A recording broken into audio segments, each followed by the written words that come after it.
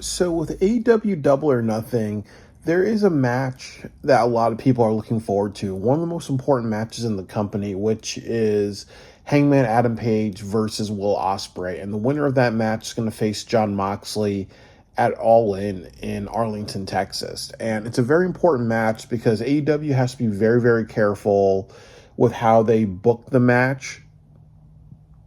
Is it going to have interference or no interference? And also finding a result that is marketable. And definitely those things are very important because they've struggled a lot over the past couple of months. But I really think one outcome that they can do is have a triple threat match. That would mean that that would mean that Will Ospreay and Adam Page reach a conclusion where they both continue on, and then you have a triple threat at AEW All In. And I think that they could do that to throw the fans off, but I don't think that a lot of people would be happy with that result. So I will actually, talk a little bit about, why a triple threat match would be bad if you go into All In with Moxley versus Ospreay versus Hangman Adam Page for the AEW Championship. So I'm also gonna give you two bonus reasons. So the first thing that I would say is the Death Rider interference is very predictable. That this happens with a lot of AEW pay-per-views or when the Death Riders are in anything. Having interference all the time makes it predictable. It reminds me of when I talk about Bobby Roode when he was the TNA champion, with how every single time he won a match by cheating. You make your champions look weak. You make everybody look weak when you always have interference. And seeing that the Young Bucks want to make Adam Page win, you can see the Young Bucks doing something, or you can see the Death Riders saying, hey, Young Bucks, we want to interfere in this match because we believe that Adam Page is going to be on your side, or is always going to be on the Young Bucks side, therefore the Death Rider side at the very, very end. So there's a lot of that can happen, really, where you could have a lot of interference, and then people are going to be like, oh, well, this is what AEW does with their big shows. It's the Death Rider interference and all that. So you don't want it to feel predictable. And one bad thing about professional wrestling is that they overuse predictability with a lot of interference. The other thing is that it's predictable in professional wrestling when a booker can't create a good result, that he'll do, okay, we're going to turn a match into a triple threat or whatever. You have to choose between Ospreay and Adam Page to say, okay, you know what, it's going to be a controversial choice. There's some unpredictability in what can happen in this, even though a lot of people are slanting to Ospreay. But, but the predictable thing is just to have John Moxley, Death Rider interference, and then make it a triple threat, because that's also a very predictable thing, since you know that Tony Khan likes triple threat matches or overused multi-person matches. So the next thing is that it sets up Vince Russo style interference at All In. And what I would say is that just means that what would happen if you have a triple threat between these three people at All In, and then you have the Young Bucks come down, and then you have the Death Riders come down, and then you have the Ops come down, and then you have the Hurt Syndicate come down because they're friends with Swerve. Then you have Swerve help Hangman. And then what would you do if you have, Kenny Omega come down because, he wants to preserve AEW? What would you do if you have the original Team AEW, which is Danny Garcia, Darby Allin, and, the Dark Order, and Jeff Jarrett and Satnam Singh? So you can create a main event with all this Vince Russo style interference. And the problem is that becomes a huge clusterfuck. And then people are going to be like, okay, what's this really? Or it's just over the top, really. So you don't want your main event of All In to have all that. There's a different, like when they set up the Bloodline Rules match, people talk about how, it established that interference was okay, really. And all the interference that happened with WWE, they made sense, really. You just don't throw so many people in it and say it's great because there's chaos, That's kind of what hurt WCW, really. There's times when it works and there's times when it doesn't work. So you could do that. This is kind of like this is clumped together that, and this is going to talk about a bunch of things. My third reason is Darby and Moxley sends a bad message. It sends a couple of messages. That first of all, Moxley became the champion because Bryan Danielson wanted to drop the title to him. So that really just says, hey, you know what? We'll pick and choose our champions, but we're going to pick and choose other people who will be champions afterwards if that person wants them to be champion. But the problem is, they should have kept it on Swerve, or they should have kept it on Hangman. That's the big thing. And we saw what happened with Moxley, that he was not the right fit. And then the next part of it is it sends a bad message to people like Darby Allin. Oh, well, if you're off for a year and you climb Mount Everest, you come back and be champion. And while that's a tremendous accomplishment and all that stuff, why would I reward that? Because it's not fair to people like Will Ospreay, who come out and work hard and do a great job every single day. You're just keeping the title warm for Darby Allin. And then the third message that it sends is that AEW is very stubborn. It's like saying, okay, we're going to do all this shit because we want to get to Moxley versus Darby. And we don't care that we're going to throw Ospreay under the bus. We don't care that we're going to throw Adam Page under the bus. We don't care that the fans want a new direction. And that's kind of been, what a lot of people have been arguing. They don't like the Moxley thing. A lot of people don't like it. You've seen the ratings go down, possibly like around close to 30%. And you just want to keep continuing this, So it just sends a message of stubbornness. It sends a message of also just, backstage politics running supreme. And then it also sends a message of not changing direction, because it's just saying, hey, this is all just for Darby Allin to get it eventually. And we all have to sit through it when it's pissed off a lot of people, when it's turned off a lot of people.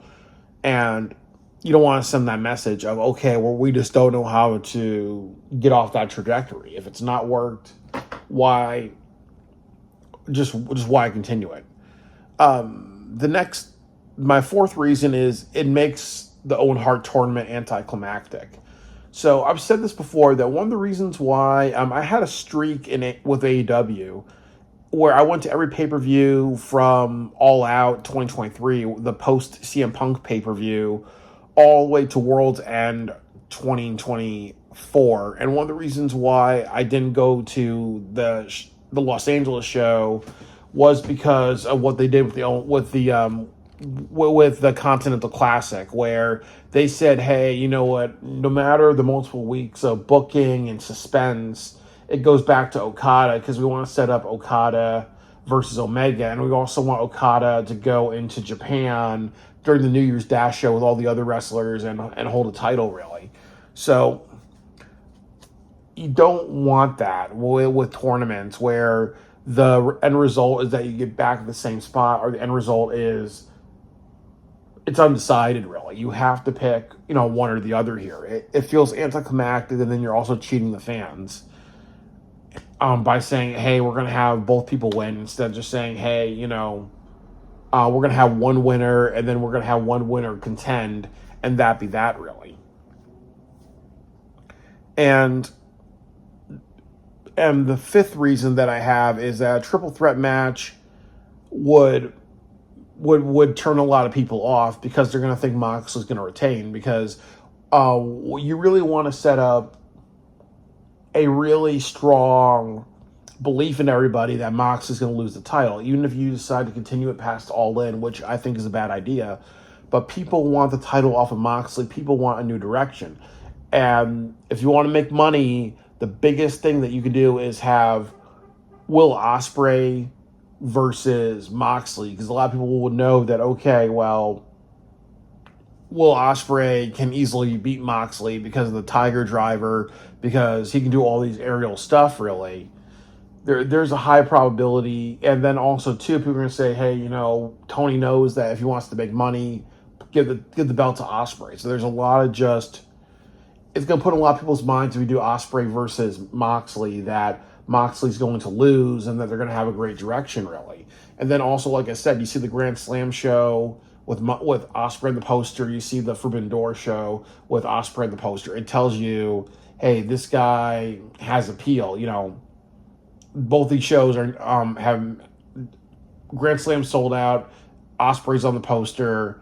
You look at Forbidden Door; they drew over 1 million people in pre-sale buys. So, if you have a triple threat match, what's going to happen is people are going to be like, "Oh well, now I'm worried because I think Mox is going to retain." Then you may have a lot of people who want to go to All In and be like, "Hey, I don't want to actually go because it feels very, very clear to me that Moxley is going to retain the title, really." And then we're going to wait until World's End or Wrestle Dream to actually have a title change and give it to Darby. So the way to market All In is to say the Moxley shit can end and be there for that moment, really. So by having Moxley, by having a triple threat, knowing that there's interference and all that is very, very possible, that is going to hurt AEW because it creates a lot of doubt. And then people are going to be like, why would I want to go All In just to be pissed off and disappointed by the end of the night, really? So it makes people think Mox is going to win, and that's going to turn off the crowd. The next thing that I would do, the next thing that I would say, I had to check my alarm clock to make sure it's not going to go on. I work the night shift, so my alarm clock, I don't want to make sure that doesn't go off. One of the next reasons that I want to say is that if you do a triple threat, a lot of people are afraid it's going to lead to garbage wrestling. And that just means what would happen if, Moxley gets kicked in the first 5 minutes and by Hangman Adam Page, like kicked in the nuts, and then you have Will Ospreay hit him with a Tiger Driver and Moxley gets up and he continues for like another 30, 40 minutes. What's going to happen if you have a match where they're going to make this violent, hardcore bullshit and other things like that? And that's been a big criticism of AEW is that Moxley does a lot of shock value violence. And I think that there's a couple things I want to say about this. That I love hardcore, deathmatch, off-the-wall bullshit. I think there needs to be a story behind it, or you need to set up a company where they focus on that. Like I think it's called Frontier Martial Arts Wrestling in Japan. Everybody expects, off-the-wall violent bullshit in that one and in Combat Zone Wrestling. So if you go to a show, you know what you're expecting. I think with AEW, you kind of feel that its presentation is that it's about wrestlers where the best wrestle, really. And that could be the best hardcore wrestlers. That could be the best, high flyer wrestlers. That could be the best luchadors. It's not WWE where they care so much about storytelling and not athleticism. It's more, AEW's more athleticism.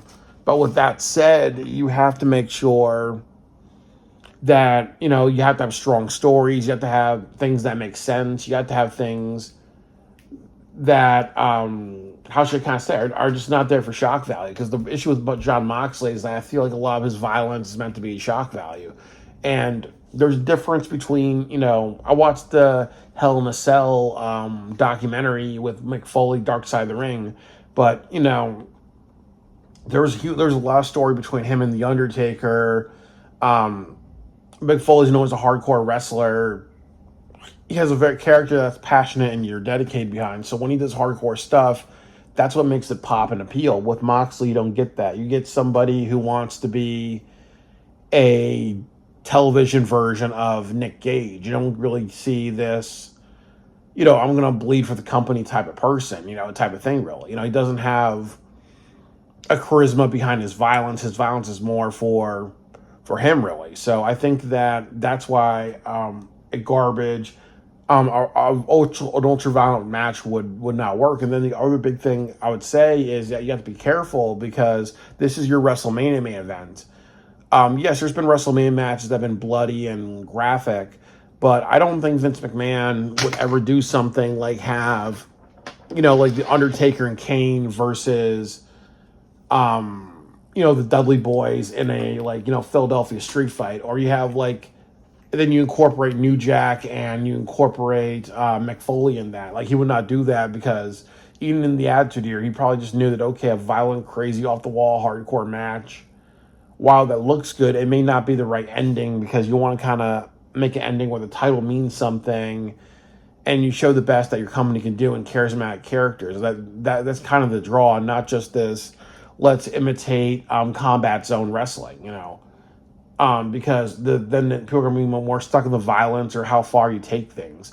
Sometimes that's a great main event, and sometimes with the right build and story and characters, like you did at All Out with Swerve and Hangman.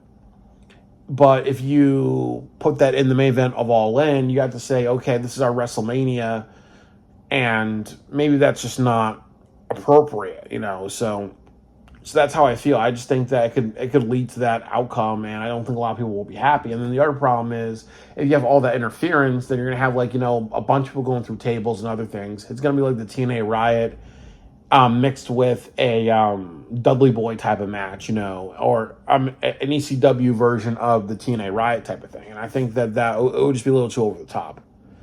The next reason that I have as a sixth reason is triple threats are lazy booking. Like I said, long story short, if you have a triple threat, it means that you can't make up your mind unless there's a strong story behind it. And reason number 8 would be that ticket sales for All In are poor. I saw an update from WrestleTix. 14,000. You have 14,000 tickets sold, and it's a 50,000 seat arena. And remember what happened when they did the kickoff for the event? They had 50 people. Years ago, they had thousands of people. So for your WrestleMania type event, you have 50 people, 50 fans there. That's fucking embarrassing. So yeah, that's not good. So if you want to sell it out, or you want to have few thousand more people, I would get to Moxley versus Ospreay. The next thing that I've talked about a little earlier is marketability, because Will Ospreay's on the Forbidden Door poster. It drew over $1 million. Grand Slam Arena Mexico, Kenny Omega and Ospreay's on the poster. So, that drove $1 million. And I think if they want to make a great match for Arena Mexico, they have to have Will Ospreay, face a luchador or face somebody, from Lucha Libre and do a great job. I was thinking if they did Ospreay versus El Vikingo, but, since El Vikingo is part of WWE, that can't happen. Though they have to find somebody in CMLL that's going to do a hell of a job, really. So like I've said, and just to reiterate the point, that Moxley versus Ospreay is is going to be the box office draw, really, because people want Ospreay to win and bring AEW to another direction. He's kind of as I said, he's like the AJ Styles of AEW because he puts his blood, sweat, and tears in it. And then also the other thing about him is that he's not a former WWE guy. The other thing about him is that he cares. It's not really just, there's booking and manipulating Tony Khan that a lot of people allege Moxley to do, really. So if you want to draw money, if you want to draw more thousands upon thousands of more people, maybe make it 20,000, which is still bad but still good. Out of a 50,000 seat arena, you have to think about the right main event. And the best main event they can do is Moxley versus Ospreay, because they have to be thinking about profits. And my 10th reason, my ninth reason is, and I said talk about market. My ninth reason is marketability. I'm sorry, I lost my track. I talked about both. And I would also say that you don't want Moxley and Death Riders interfering in Double or Nothing, because what have we kind of seen in all the pay-per-views so far, really? That every single time when John Moxley and Death Riders interfere, it pisses off the crowd because it's repetitive. It pisses off the crowd because it's also just, frustrating because not a lot of people like the Death Rider storyline. So saying, oh, we're going to continue it. And it's also just like, Moxley doesn't have a good charismatic character. He's always going to rely on interference. Why aren't people smart? Why aren't the other wrestlers in storylines to fight against it, really? So you don't want Double or Nothing to be an anticlimactic pay-per-view. Because if you really think about it, I've said this a million times, Blood and Guts needs to be a pay-per-view. But they're not doing that. So this is your last pay-per-view before All In, your penultimate pay-per-view. So this pay-per-view has to really knock people's socks off. It has to send people in a direction like, I'm so charged to see what All In is going to be like. The stupidest thing that they can do is be like, hey, you know what? We're going to have the Death Riders interfere. It pisses people off. We're going to send people home pissed off, really. And we're not going to care about the fact that we are struggling to sell tickets. If you want to do some Scott Steiner math, 14,000 out of 50,000, that's 28%. If you get it to, like 25,000, if you get like 30,000 people, that's like 60%, where that's like a D, really, so it would be good if they drew 60,000 or higher, just because that's like, a pass. Anything less is kind of like a fail, really. And I don't think they're going to do that. But the way to get to that 50,000 is really just saying, okay, we want Forbidden, like Double or Nothing's the last time, that the last chance that they have to make this show captivate people and be like, hell yeah, I want to go to All In, and I actually want to go down to Texas and see what they do, really, and as I said before, having Moxley and have the Death Riders interfere, having chaos and craziness, and then leading to a triple threat, will upset a lot of people. And I think my bonus argument for all you guys is multi-man matches are very repetitive in AEW. Like somebody was like saying earlier, they're mad that I think they had an 8-man match one week, and then they did like a 6-man match last week. Now doing another 6-man match, and maybe at AEW All In, you're setting up a bunch of tag team matches. There's also the gauntlet for the gold match, if I'm correct, where you win like a ladder match to get a championship top shot anytime, anywhere. And I also think that there's going to be a few trios matches. You'd have the Ops versus the Hurt Syndicate, or the Ops versus the Death Riders, or the Ops versus the Don Callis family, or whatever, really. So you're just going to throw, then your main event's going to be a triple threat. But if you have too many like triple matches, or multi-person tag team, or tag team and tag team versus tag team and tag team, and other things like that, the problem is that if you overdo it, it's just like, wow, it's just like, it becomes monotonous and people are not going to watch. And then, like I've said, if you have that happen all night, it fatigues people, because then you have to focus on so many different people and all that. And then sometimes in professional wrestling, the best stories are person A versus person B, not person A versus person B versus person C. So, but if you do an entire night of, of A through Z versus A through Z, it's just going to feel, boring. It's just going to feel very monotonous, really. So I hope that, they come to their senses and understand that if they want this pay-per-view to really appeal to people, if they want All In to really appeal to people, they have to make some good results at Double or Nothing. Having an Anarchy in the rematch, that's what people are expecting, even though I think they may just say, we're going to cancel out to do Blood and Guts, keep the tradition alive. Mercedes versus Toni Storm, yes, that is the match to have. I think if you want to make that triple threat with Athena, I have no qualms with that. The next thing that I want to say is with Adam Page and Will Ospreay has to win, and it has to be a match where even if Tony Khan has to come down and say, hey, I know that this means a lot to a lot of people, but there's no interference in this, and if the Young Bucks or anybody is caught in that camera causing any type of interference, they're out of the company, they lose their power and all that stuff. So even if you have to have people say that would be the result to have, really. So, a triple threat match would be a bad idea. I gave you the reasons why, and hopefully they don't do it. But it's still, Scott Steiner would say it's a 33.3% chance of this happening. So hopefully, with all the Scott Steiner math in the world, Will Ospreay holds the title. Will Ospreay has the championship match at All In against Moxley. It'll draw a bigger crowd, and it would say, hey, you know what? We know what the fans want. We know what the fans want to see this summer, which they want to see a summer of Will Ospreay. And hopefully they go down that direction and not try to fuck it up with a triple threat or anything like that, because it's going to make people be like, hey, Moxley can retain.